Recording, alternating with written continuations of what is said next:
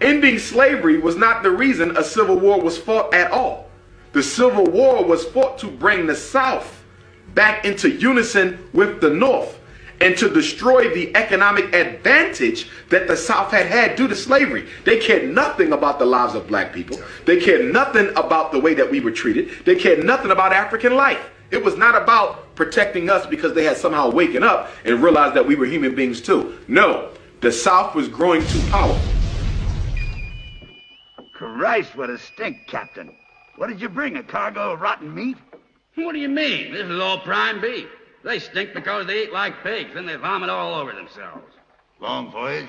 95 days from the Ivory Coast. Don't you ever take them up on deck for a little fresh air? With all the frigates nosing around these waters like hungry dogs. Times have changed, Mr. Sims, now that our damn Yankee government considers this cargo contraband.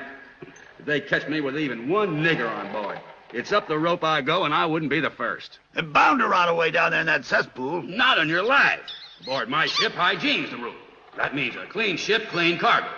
When one of them gets took bad, I don't wait till he plagues the others. No, sir. It's into the briny with them then and there.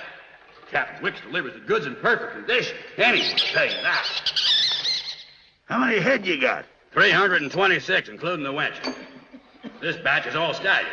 No syphilis, and they've all busting with seed. During slavery, there was something called the Seminole Wars. There were many slave rebellions in this country that a lot of people don't talk about.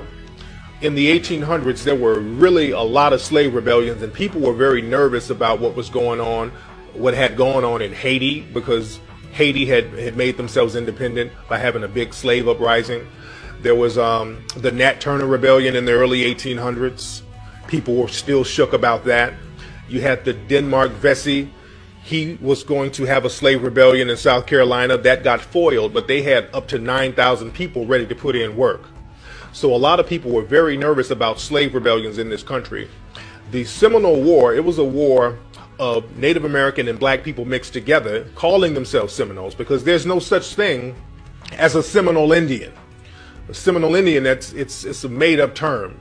A Seminole basically means runaway by definition. A lot of black people were fighting for their freedom. The image of black people just sitting around waiting on people to free them, that's an image to keep us submissive. It was also not economically feasible because of the rebellions that were going on. See, we're not talking about just slavery. We think there was slavery and there was a couple of rebellions like Nat Turner, who, by the way, my wife is a descendant of Nat Turner. And they were thinking that it was just Nat Turner. They were burning and destroying, and there was true guerrilla warfare going on. Ending slavery was not the reason a civil war was fought at all.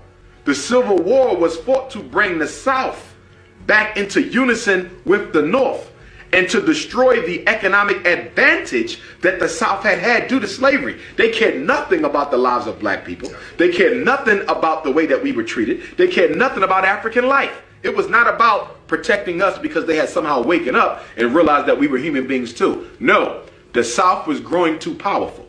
Capitalism started to rise.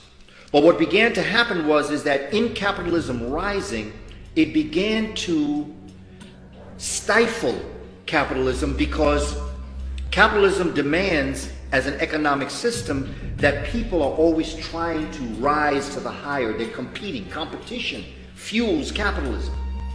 But if you could buy an African for $300 and then pay somebody for 20 years $300 a year, which would you do? You'd buy someone one time for $300.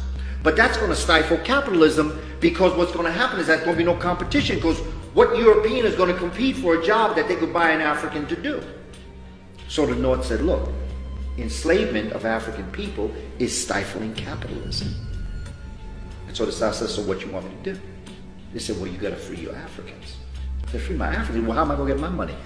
North said, don't worry about it. We'll take care of it. They said, we don't trust you. No, we're not going to sell our... We are not going to stop enslaving Africans. We're just not going to do it. North said, but you have to because it's going to stifle capitalism and we're going to choke with overproduction without an ability to sell what we're... South said, but that's not my problem because I can sell my raw materials any place in the world. The North said, but then what would happen to us? We have factories. The South said, well, that sounds like a personal problem to me. I don't care what happens to you. North said, but you can't do that. South said, we're going to do that. We're not freeing Africans. They said, you got to free Africa. We're not freeing. In fact, the South said to the North, I'm tired of talking to you. I'm going to secede. I'm not even going to talk to you no more. In fact, I'm not even part of what your colonies are anymore. North said, you can't do that. South said, watch. That started the Civil War. Well, one of the big things that occurred right at the end of the Civil War was that Europeans began to form unions. In fact, the workers' union is an outgrowth of slavery and the Civil War. When it looked like the cause was lost for the Confederacy, white men began to organize themselves into labor forces. Why did they do this? Because you are about to see 2 million enslaved Africans set free who have skills that equal or supersede your own, who would now be able to compete and vie with you for contracts and livelihood. That was a significant area of concern for white men. Okay, so if I was a European who was looking for work, couldn't find any because it had already been hired up to the slaves of a certain master. So when the Civil War came about and when slavery was about to end, that intensified. Because now slaves would be aggressively looking for work because when slavery ended, they had nothing to which they could claim their own to make a living.